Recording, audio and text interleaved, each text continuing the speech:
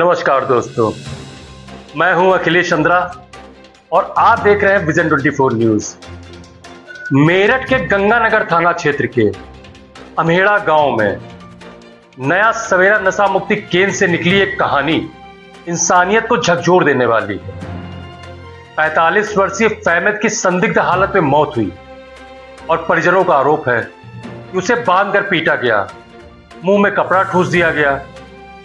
अब CCTV footage सामने आने के बाद यह मामला नशा मुक्ति का नहीं, हत्या का बन गया है। विजन 24 न्यूज आपको दिखाएगा कैसे इलाज के नाम पर इंसानियत की हत्या हुई और पुलिस ने सख्त कार्रवाई की। अम्हेड़ा गांव का नया सवेरा नशा मुक्ति केंद्र, जहां लोग अपने परिजनों को सुधार की उम्मीद में भेजते थे, वहीं से लौट आया एक शव।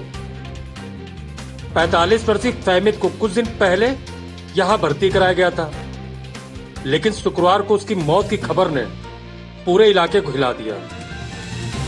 परिवार ने जैसे ही शरीर देखा, उन्होंने आरोप लगाया फहमिद को बंधक बनाकर पीटा गया था, हाथ पैर रस्सियों से बांधे गए, मुंह में कपड़ा ठूसा गया और वहीं उसकी जान चली गई। गांव में गुस्सा और शोक दोनों का माहौल है। लोग कह रहे हैं अगर ये नशा मुक्ति है तो फिर यातना क्या है। इस पूरी वारदात का सबसे बड़ा सबूत अब सीसीटीवी फुटेज बन गया है। वीडियो में फहमिद के हाथ पैर बांधने और उसके गिरने के दृश्य साफ दिख रहे हैं। कुछ देर बाद वह बिल्कुल स्थिर हो जाता है। पुलिस ने डीवीआर अपने कब्जे में ले लिया है और फोरेंसिक जांच की जा रही है। इस फुटेज ने पूरे केंद्र की सच्चाई खोल दी है, क्योंकि जो लोग इलाज का दावा कर रहे थे वही वहां हिंसा कर रहे थे। अब यह वीडियो पुलिस की चार्जशीट का अहम हिस्सा बनेगा। परिजनों का कहना है अगर यह सीसीटीवी सामने न आता तो शायद सच कभी बाहर नहीं आता। गंगानगर थाना प्रभारी ने विजन 24 न्यूज से बातचीत में पुष्टि की है कि दोनों संचालक सुनील और अरविंद को गिरफ्तार कर लिया गया है। उनके खिलाफ आईपीसी की धारा 302 यानी हत्या का मुकदमा दर्ज किया गया है। पुलिस ने बताया कि पोस्टमार्टम रिपोर्ट में दम घुटने से मौत की पुष्टि हुई है। फिलहाल नशा मुक्ति केंद्र को सील कर दिया गया है और वहां मौजूद सभी मरीजों को सुरक्षित बाहर निकाला गया है। पुलिस का कहना है जांच निष्पक्ष होगी और किसी आरोपी को बख्शा नहीं जाएगा। मेरठ पुलिस का यह एक्शन अब पूरे प्रदेश में ऐसे केंद्रों की पड़ताल की शुरुआत बन सकता है। थाना गंगानगर में कल परिजनों द्वारा आकर शिकायत की गई कि उनके द्वारा भर्ती करवाए गए एक युवक को नशा मुक्ति केंद्र के लोगों ने दुर्व्यवहार करते हुए मार दिया है। इस पर पुलिस ने मुकदमा दर्ज किया है। पीएम रिपोर्ट के आधार पर उसमें अग्रिम कार्रवाई की जा रही है।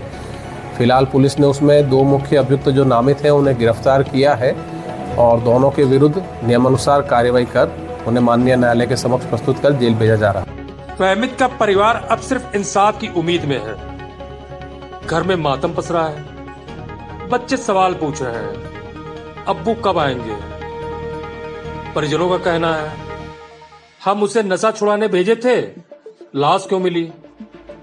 गांव के लोग गुस्से में हैं और प्रशासन से जवाब मांग रहे हैं। यह सिर्फ फहमिद की ही नहीं बल्कि उन सैकड़ों परिवारों की कहानी है जो अपने अपनों को ऐसे केंद्रों में भेजते हैं जहां इलाज नहीं, अत्याचार मिलता है। एक मां का आंसू पूछ रहा है क्या कोई कानून इंसानियत के नाम पर चल रहे इन खेलों को रोकेगा। अब सवाल उठता है आखिर ये केंद्र चल कैसे रहा था। क्या इसके पास लाइसेंस था? क्या किसी सरकारी अधिकारी ने निरीक्षण किया था? अगर नहीं तो ये जिम्मेदारी किसकी है। मेरठ और वेस्ट यूपी में कई ऐसे नशा मुक्ति केंद्र खुलेआम चल रहे हैं जहां नियमों की धज्जियां उड़ाई जा रही हैं। स्वास्थ्य विभाग और स्थानीय प्रशासन की चुप्पी अब सवालों के घेरे में है।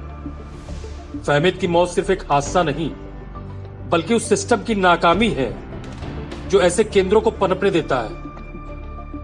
फहमिद अब इस दुनिया में नहीं है, लेकिन उसकी मौत एक सच्चाई को सामने ला चुकी है कि नशा मुक्ति केंद्रों के नाम पर कहीं ना कहीं इंसानियत की हत्या हो रही है। मेरठ पुलिस का कहना है कि जांच पूरी पारदर्शिता से की जाएगी और दोषियों को सख्त सजा दिलाई जाएगी। लेकिन सवाल यही है, क्या ऐसे हादसे रुकेंगे? क्या सिस्टम अब जागेगा? विजन 24 न्यूज की यह रिपोर्ट सिर्फ एक घटना नहीं बल्कि एक चेतावनी है कि अगर व्यवस्था नहीं बदली तो कल किसी और फहमिद की बारी होगी। जय हिंद।